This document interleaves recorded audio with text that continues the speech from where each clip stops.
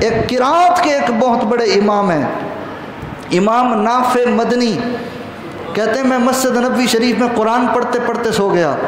اور حالت خواب میں حضور کا دیدار ہوا۔ حضور نے فرمایا نافع قرآن سناؤ۔ میں نے قرآن سنایا، مصطفیٰ کریم جان رحمت نے میرے ہونٹوں پر بوسہ دیا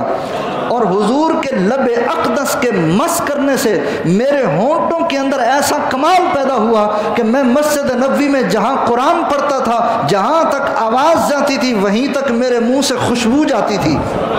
لوگوں نے پوچھا کہ نافع مدنی یہ خوشبو کس بات کی ہے، یہ کس چیز کی خوشبو ہے؟ میں نے کہا مجھے اور تو کچھ نہیں پتا، میں کوئی چیز ایسی لگاتا نہیں ہوں کہ جس سے خوشبو آئے، بس اتنا معلوم ہے کہ میں ایک دن قرآن پڑھتے پڑھتے مسجد میں سو گیا تھا اور میرے آقا نے کرم فرمایا اور حضور نے آ کے فرمایا اے نافع مدنی جو قرآن تم مسجد میں سناتا ہے ذرا پھر سے سنانا۔ میں نے حضور کو قرآن سنایا، قرآن سن کر حضور کو اتنا لطف آیا، فرط مسرت کے ساتھ حضور نے میرے ہونٹوں کو بوسہ دیا، بس یہ اس بوسے کی برکت ہے۔ بس آج یہ درس لے کر اٹھیں، یہ نتیجہ لے کر اٹھیں کہ آج ہم نے ایسا ماحول کیوں نہیں بنایا،